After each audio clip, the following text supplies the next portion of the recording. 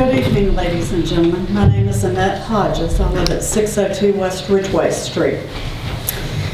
I know some of you on this council, and some of you I hardly know at all. So let me just give you a little bit of history about myself. I grew up in Clifton Forge and went to high school here and left. Went away, worked a number of years, went to college. I moved back to Clifton Forge in 1997 because my family had businesses and I wanted to be in this community and closer to family at that time. In 2002, I was appointed to Clifton Forge Town Council and then won election and served on Clifton Forge Town Council until 2008. The last 2 years of my service were as mayor of the town of Clifton Forge. There's been a lot of discussion, and Mr. Duff kind of alluded to this and several other people. Clifton Forge has a very long history of if it ain't broke, don't fix it. And that's a wrong way to run any kind of business. And Clifton Forge is a business. And you have all of us as citizens and business owners who need for you as the leadership to do the best job that you can do.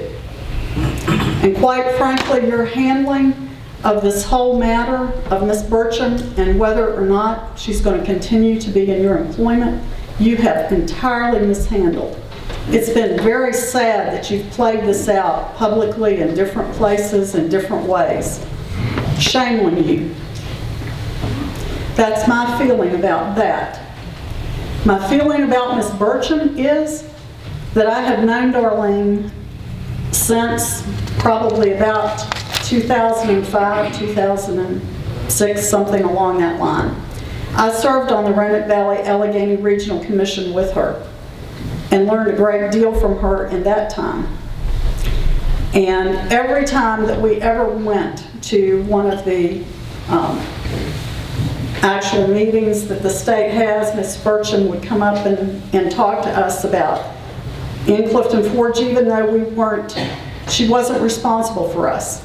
She offered us guidance and suggestions and has always shown a great interest in being a regional partner.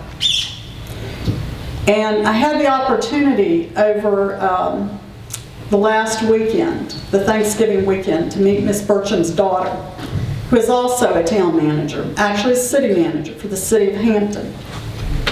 And we had a very nice discussion, and one of the comments that her daughter made to me was that her mother had been trying to encourage other managers who are retiring to consider moving to small communities and providing support and lending their expertise to small communities.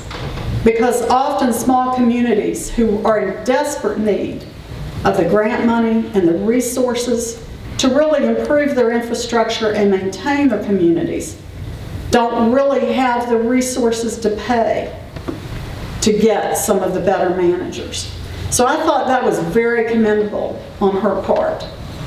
I think a lot of Ms. Burcham. One of the biggest projects that the town of Clifton Forge struggled for years to receive a grant for was the improvements of the Roxbury Corridor. And I can't tell you how many times that was denied over and over and over again. And she finally succeeded in achieving it for the town of Clifton Forge. And I commend her for that, for her due diligence in trying to get everything that we need. You've heard a lot from a lot of different people. And I think you need to heed that and think long and hard. I have yet to be really instilled in confidence that you have a good plan for what you would do to lead this community if you don't have leadership coming from Ms. Burcham. Because you really haven't articulated that for us. So if you're really dead bent